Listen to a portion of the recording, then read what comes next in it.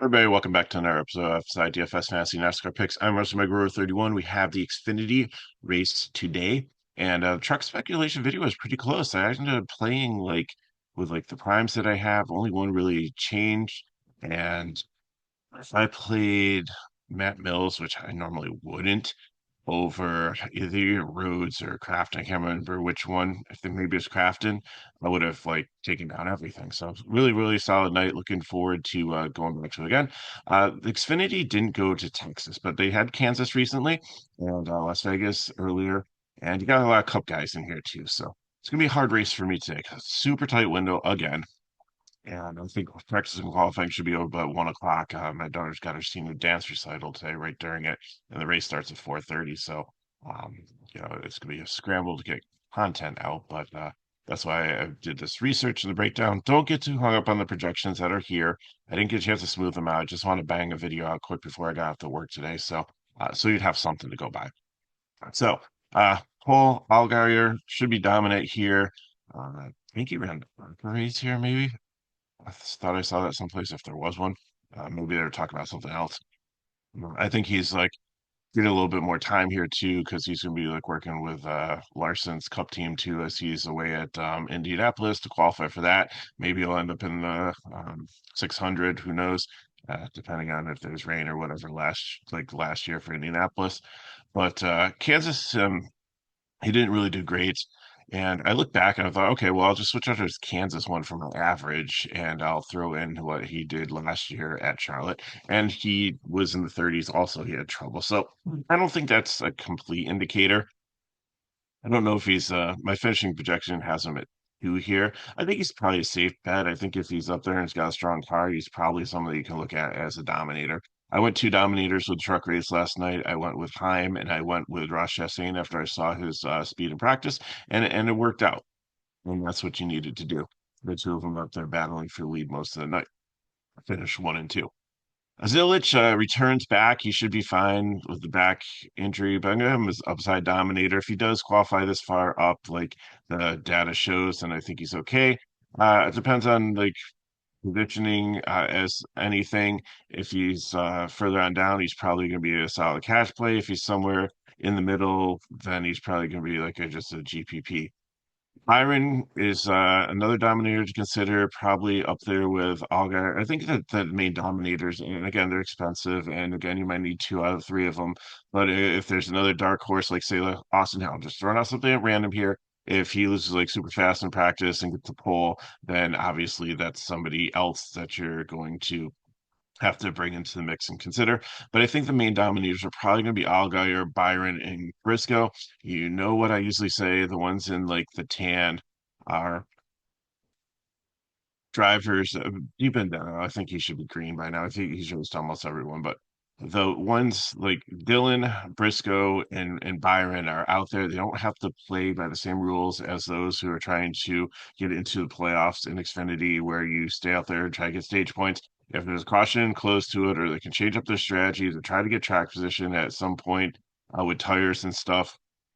And I don't think tire wear is as much of a factor here. I know one of the trucks stayed after one of the cautions and didn't fall back too far at one of the stage breaks with no tires. So that there's that option also. But all I'm saying is Byron and Briscoe have a chance to get out there and get track position through different means and might be able to keep it because they don't have to worry about some of the other things that the regular drivers do. But I think solid dominators probably are going to be Allgaier, Byron, and Briscoe. Again, we need to watch practice and qualifying for that. Gray, I think he's second at Kansas and 19th at Las Vegas. Model has him at 11th finishing, so I think it could be a cash play. And again, we'll have to see how everything shakes out when the two data comes out. Love, great numbers here. Second at Las Vegas, seventh at Kansas. My model has him fourth overall, so he's definitely one that I'm going to circle and pay attention to. And again, if he ends up on the pole or second, and it's somebody is up there like Anthony Alfredo or or Harrison or Jeb Burton or somebody that you know is probably not going to be a dominator, then he's one that I'm probably going to gravitate to as an early dom, and then probably one of the purple ones will be up there a little bit later on. Uh Hill, I have as an upside dominator, but again, he's one that could also be in the same category as Love.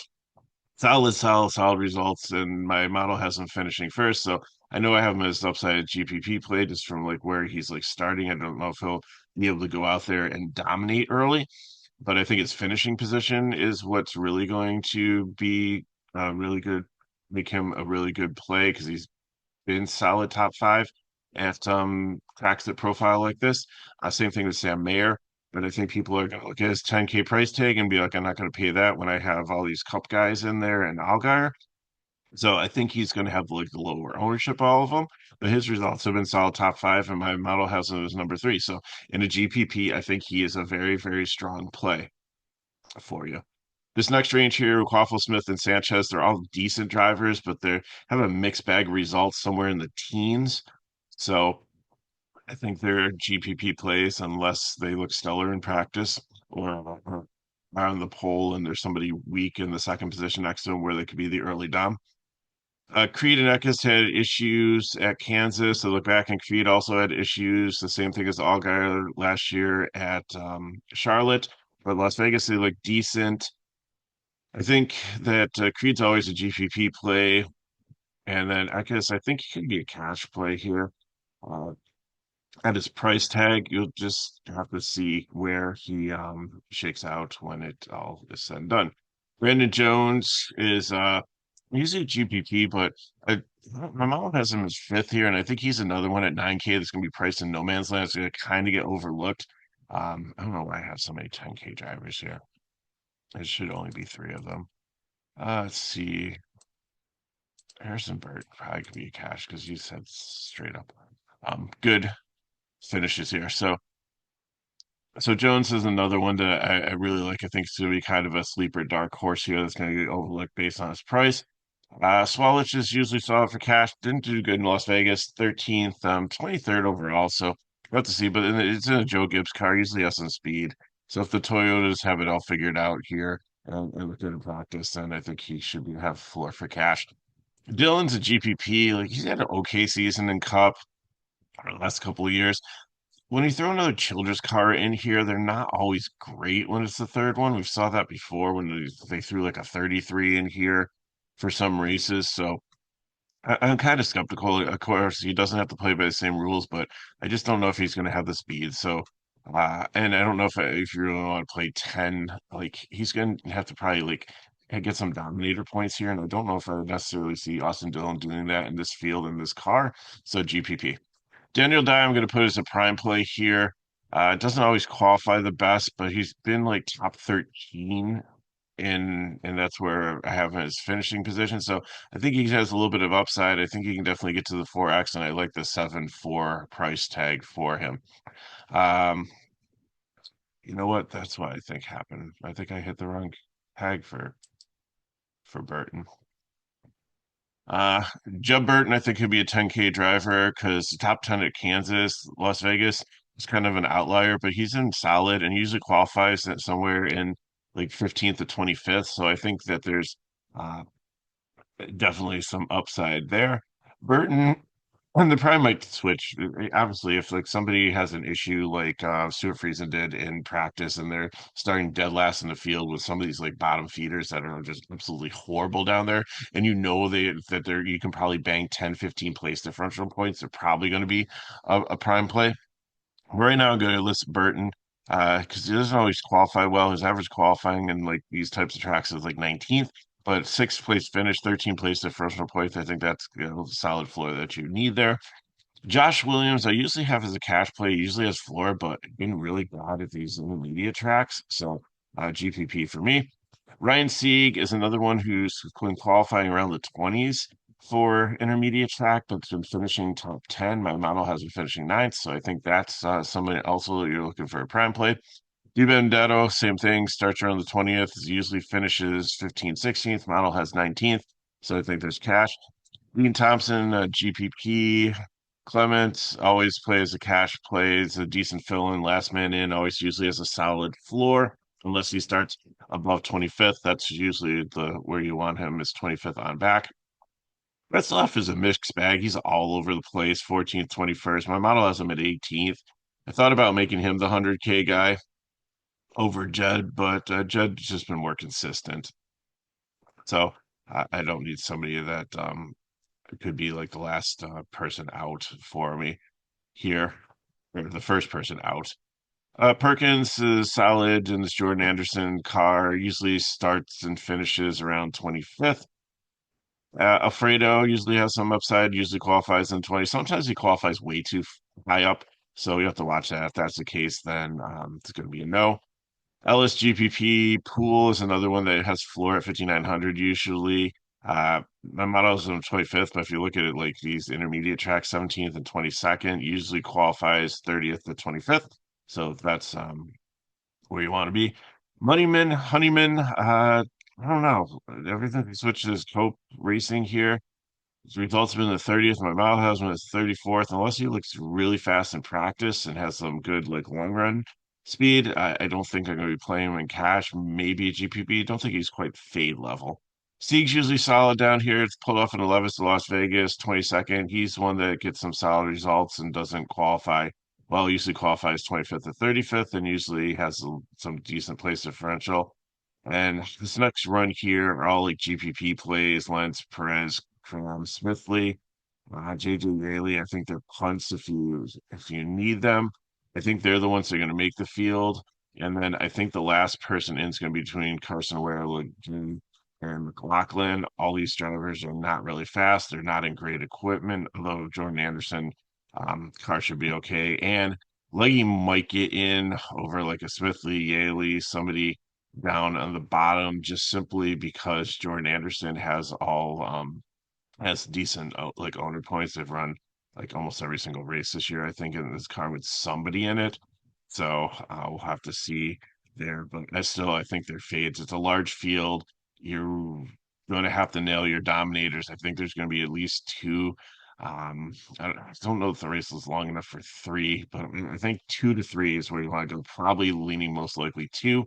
And I said between Allgaier, Myron, and Briscoe. So I don't know if I'm going to be as high on Allgaier if he starts like somewhere in the bottom of the top 10, because especially if those cup guys are up there already, it's going to might be hard to be able to get above them in their strategy advantage. So I got for you. If you have any questions, put in chat below. Hit me Megaro31 on Twitter/X. If you do want to get more information on FSi, if you're on Discord, just join the FSi. Just go to the website and go to the link and just join the FSi Discord because there's a room in there called NASCAR pool. We used to use it to like do a weekly NASCAR pool. Everybody draw a number 1 through 10, 1 through 10, and the 10 would be a zero. And if your car finished in first place and that was like the second number in the car, then you would win the pool. So, but we don't do that anymore. But I've been using the room to just kind of give out free content here and there.